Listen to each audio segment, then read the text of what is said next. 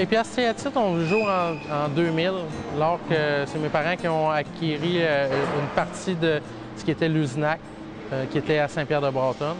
Ça, c'est une entreprise qui existe depuis combien d'années?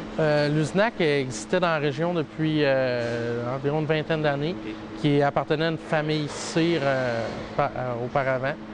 Puis nous, on a acquis cette division-là, qui était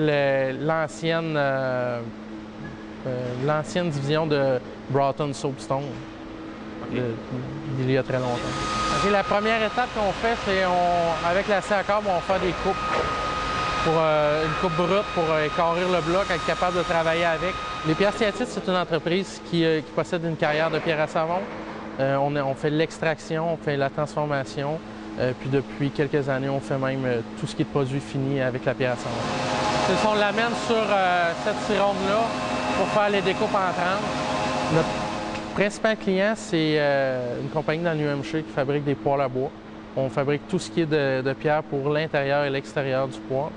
On va faire aussi du foyer de masse, on va faire du contour de cuisine, des bases de douche, de la tuile. C'est à peu près le créneau qu'on est en train de développer. Quand c'est des blocs d'une certaine grosseur qu'on ne peut pas prendre avec la scie à câble, on va le faire sur la Belta. On vend surtout aux États-Unis, c'est notre principal marché. On vend aussi beaucoup en Ontario, Ottawa, tout ce qui est l'ouest de la province. On dirait c'est environ 2 % de nos ventes est environ localement ici, donc c'est très peu. Cette machine-là va nous servir pour faire les tranches de contour de cuisine, tous les morceaux de plus grosse dimension. En 2003, on a décidé de déménager l'usine qui était à Saint-Pierre-de-Bâtonne dans un local qu'on avait ici à East Broughton. Par la suite, on a fait un autre agrandissement en 2005.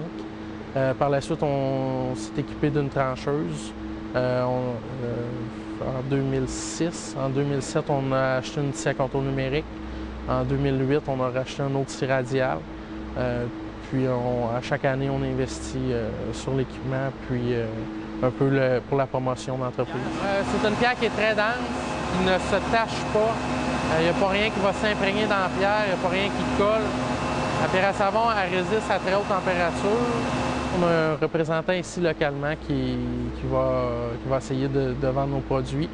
Sauf qu'à l'extérieur, c'est vraiment nos distributeurs qui vont s'occuper de faire de la promotion. On fait aussi beaucoup de ventes en ligne.